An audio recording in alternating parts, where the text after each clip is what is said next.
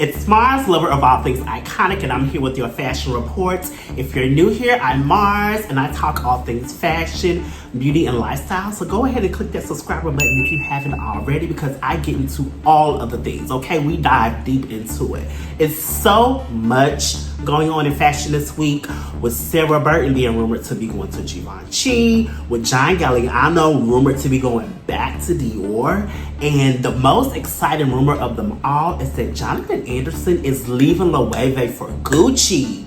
Like, wow. So let's jump right into it. So starting out with Sarah Burton going to Givenchy.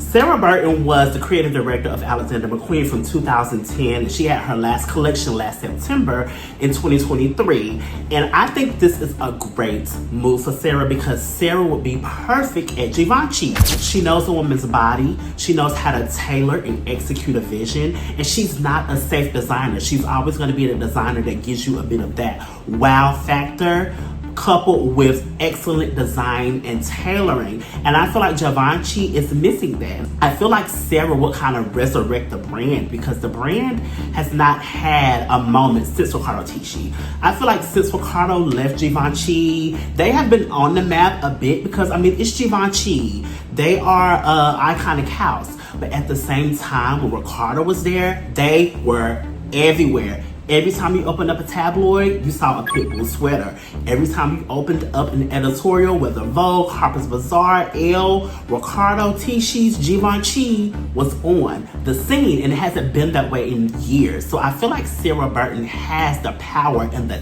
talent to bring Givenchy back to its golden era, to what it used to be. I don't know if it would be big as Riccardo, because Sarah she's a designer who doesn't really get into the celebrity of it all. And I feel like Riccardo, he's a designer, but he's also about that fame and that celebrity, which kind of helped elevate Givenchy, because he was on the scene with the celebrities that he was dressing.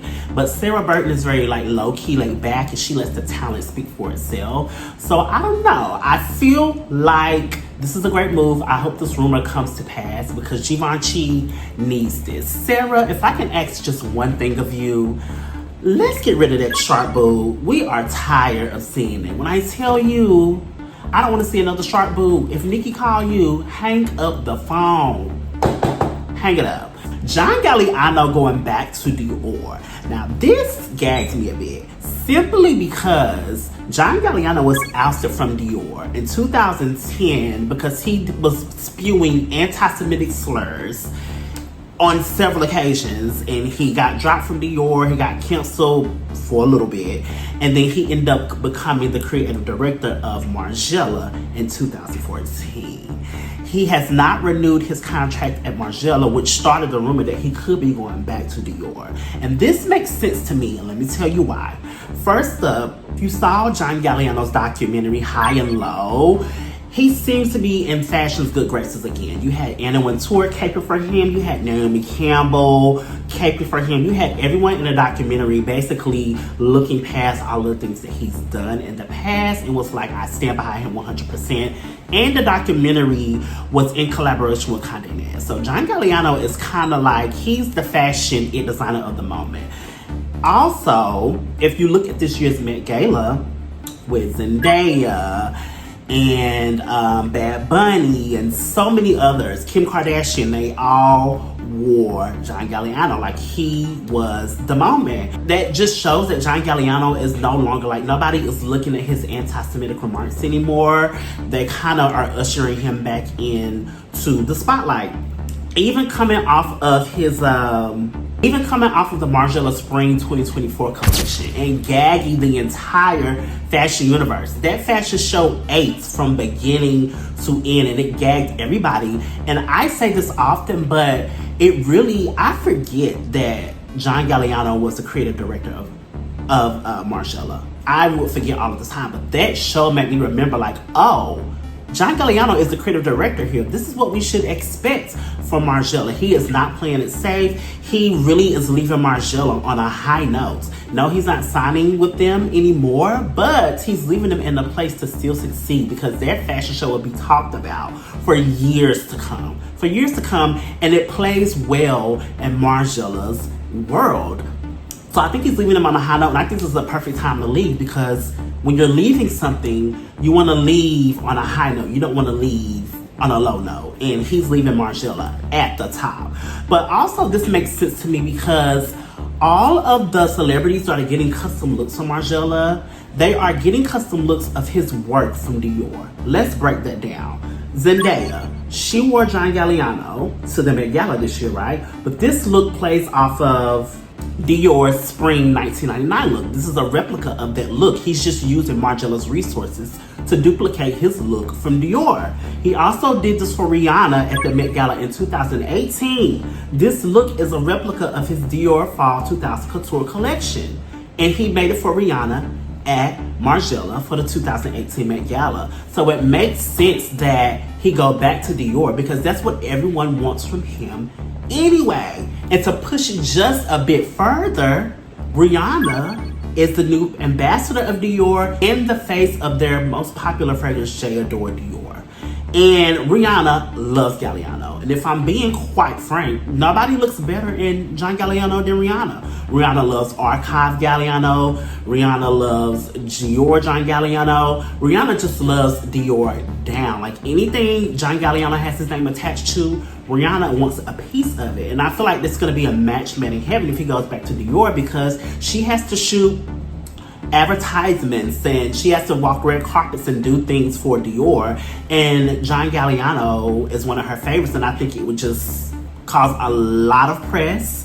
It will bring a lot of eyes back to Dior, and it's just a perfect partnership. So everything is just kind of connecting and making sense for John Galliano. So I'm not surprised by it. It is going to break the internet if this rumor is true. It is going to break the internet because it's going to resurrect why he was ousted in the first place. So it's going to bring a lot of things back to the forefront.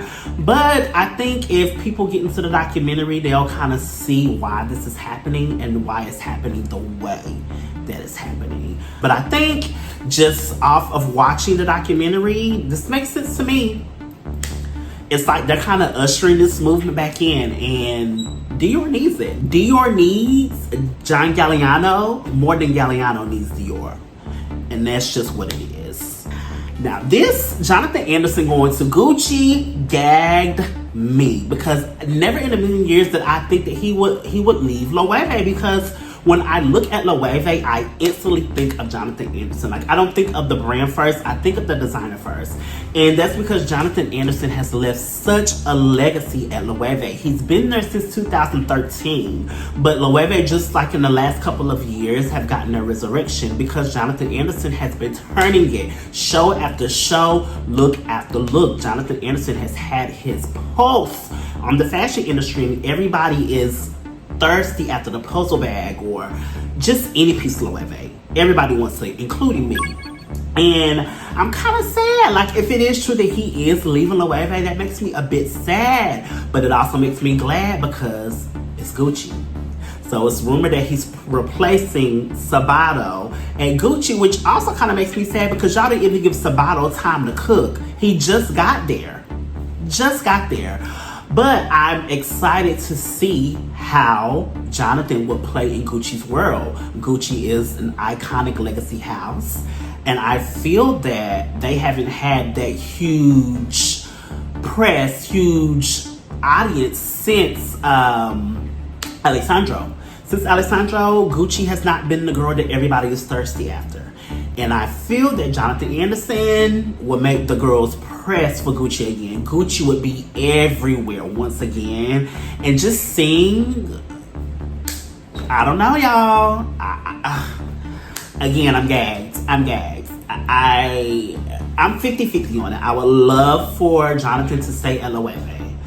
But I also would love to see him push himself in a different direction and let us see something else in his repertoire, because he's a talented designer and he is the designer of the moment.